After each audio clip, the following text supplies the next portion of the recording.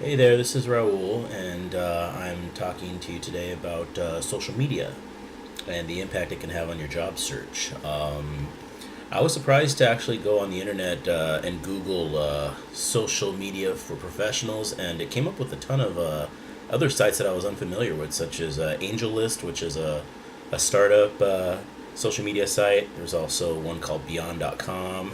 There's one called Networking for Professionals, Perfect Business, Quib, and Startup Nation.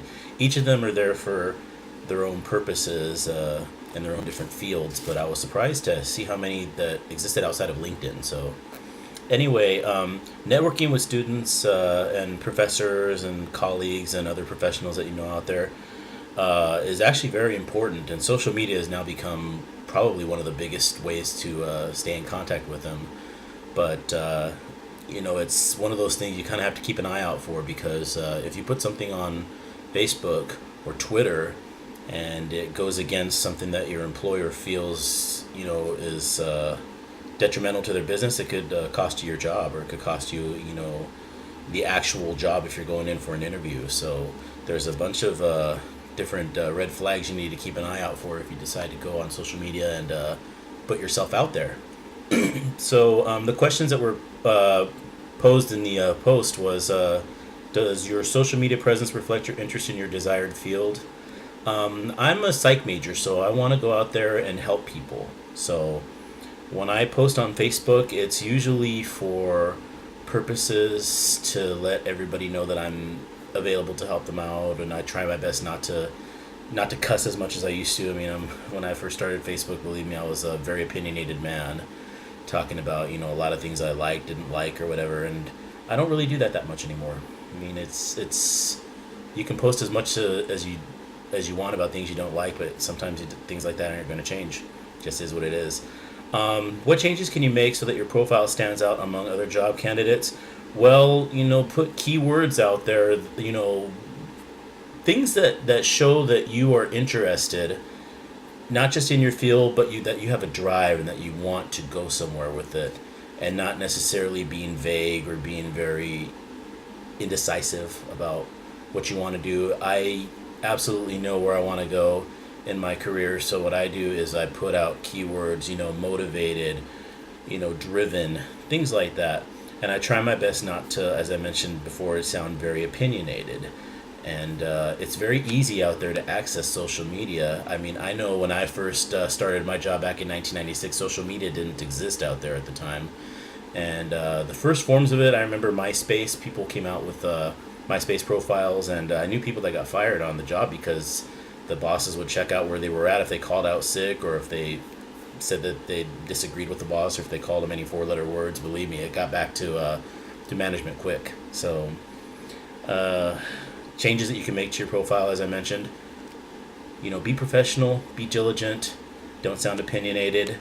I mean, and if you do want to sound opinionated or whatever, set the privacy profile settings to only a few people, but it's better not to avoid that completely on social media. The other question: how does your profile compare to others in your industry?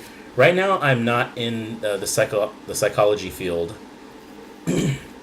I am currently working in the service industry. I work at a restaurant, but I check my profiles of my fellow colleagues, and a lot of times, they're happy where they're at, so they're showing pictures of their families, and they're very happy showing pictures of their workplace. I don't show pictures of my workplace. I don't want anyone to know, really what happens when I'm on the job. That's my, at the current moment, professional time, and I value it very much. I value my privacy at work, and we also sign a privacy agreement at my job that says that we don't. We agree rather not to mention things that happen on the job, people that we see on the job, because I work at a place where a celebrity may pop in, and the last thing they want us to do is post pictures of them all over Facebook or where they're at, because they want to be private, and enjoy their time alone. So that's how my profile differs from others. I keep it very low key. I don't want a lot of, I don't like too much information about myself out there.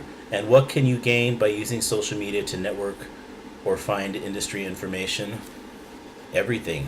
Social media, the way I see it is, it's the key to, future contacts. It's the key to future positions, and the biggest thing that you can get out of it is knowledge. One of my professors that I had last semester for sociology, he's moved on to another college, but he added me on Facebook, and now right now we're maintaining a very professional relationship. And who knows, I mean, if I ever get out of college and into the field to further my career, having people like that, is going to be big. Because who knows where it could lead. I mean, he may not have a job for me, but he may know someone else who knows someone else who might have a job. So I'm gonna really start using LinkedIn a lot more now. Keeping it more professional.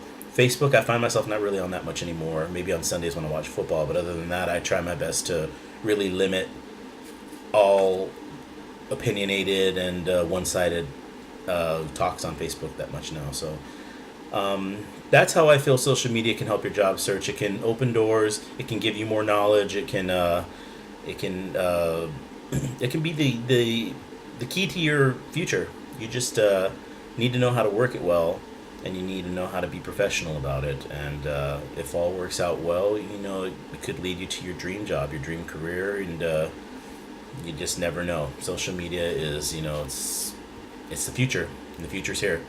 Anyway, that's all I got today. I hope everybody's semester is going well, and I look forward to finishing up the class, and happy with everything that I've learned in this class so far. So, thank you.